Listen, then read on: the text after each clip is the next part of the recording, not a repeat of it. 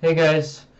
So, right out of the gate, I feel this episode was much better paced than last week, even if it was just by a small amount. And obviously, with that comes the reveal at the end of the episode that Yamato, Kaido's son, is actually revealed to be his daughter. Which, again, not too surprising considering the opening kind of spoils it.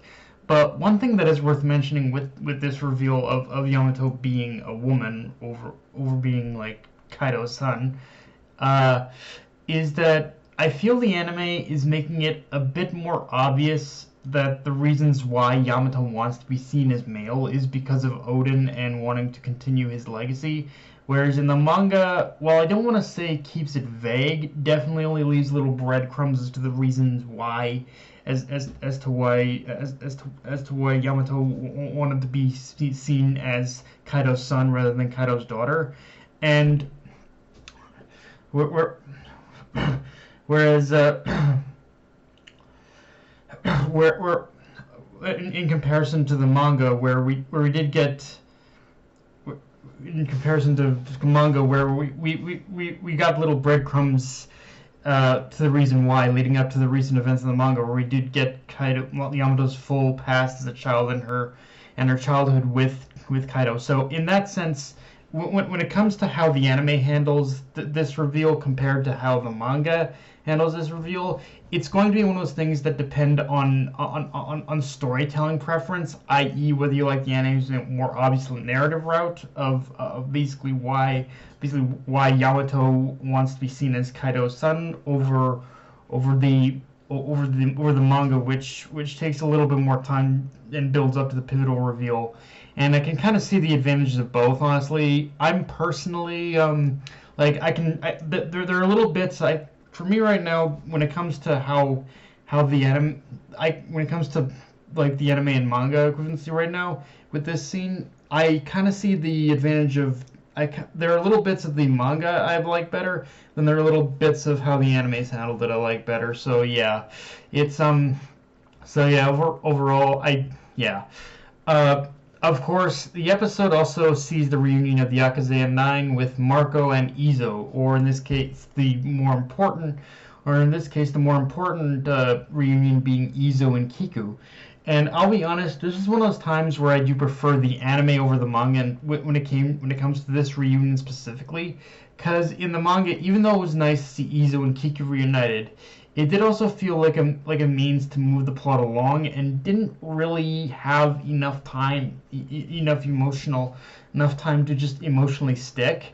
Whereas here, I feel they gave the reunion just I feel that by giving the reunion just that little bit extra time to let the emotions set in and build it up more, it really made it stick. It really made just the emotions in general stick a lot more.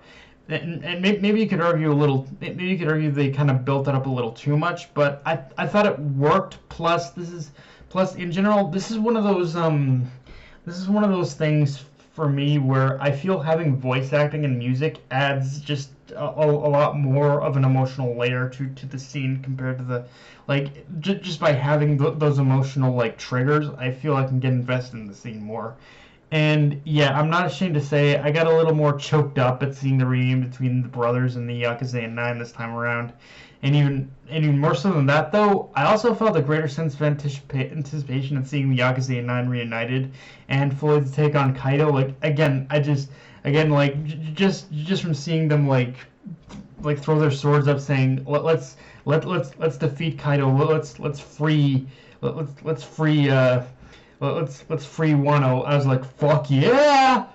Like I kind of jumped in my seat a little bit of that, and so yeah, just they did good at building that up as well. I just hope the production quality can live up to my hype with that. Um, with that said, we cut back to Kaido where he's ready to make a big announcement alongside Momonosuke's execution called and which he says is called the new Onigashima project. And yeah, this is where things both escalate even further because Kaido has been doing his own little plans behind the scenes and keeping a certain secret from Orochi that's about to turn everything upside down. Though, which honestly is one of those things is kind of, I feel this is going to be, it's going to be in that moment where I see Toei dragging out the pacing the most from this point forward, because what happens from here kind of provides the perfect excuse for Toei to slow the pacing of the story, which they'll probably need regardless, because we are in that very narrow space of not entirely catching up to the manga, but we are getting there too. So yeah, I feel as far as like the details of what the new Onigashima project is, how it's executed, all that, it kind of provides Toei with the perfect excuse in order to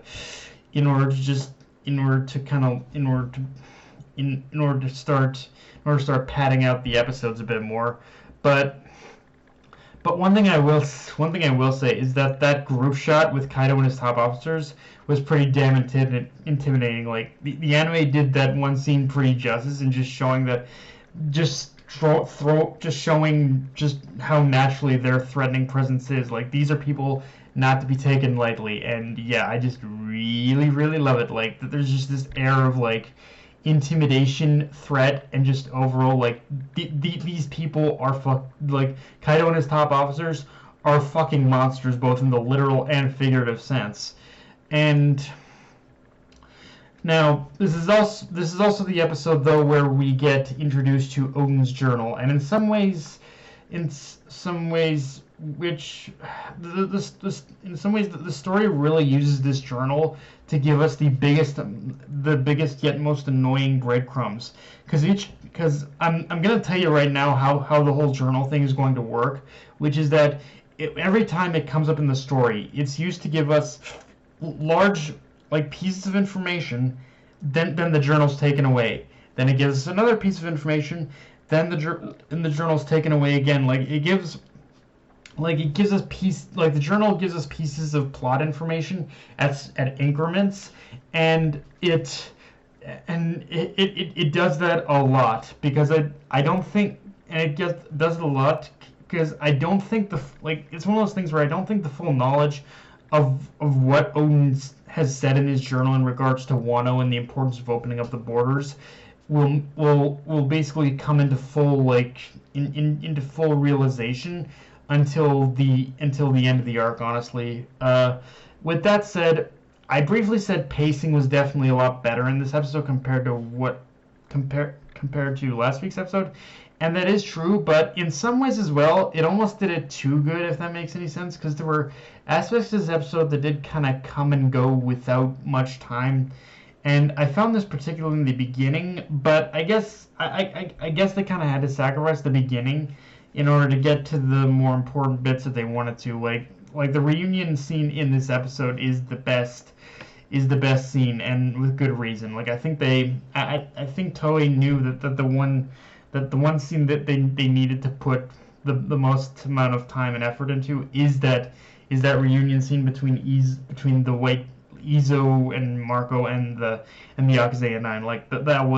I think that was their focus of this episode, and of course the revelation of Yamato. But yeah, guys, that's pretty much all I got for this review. If you enjoyed the video, like, comment, subscribe, follow me on Twitter and on Crunchyroll.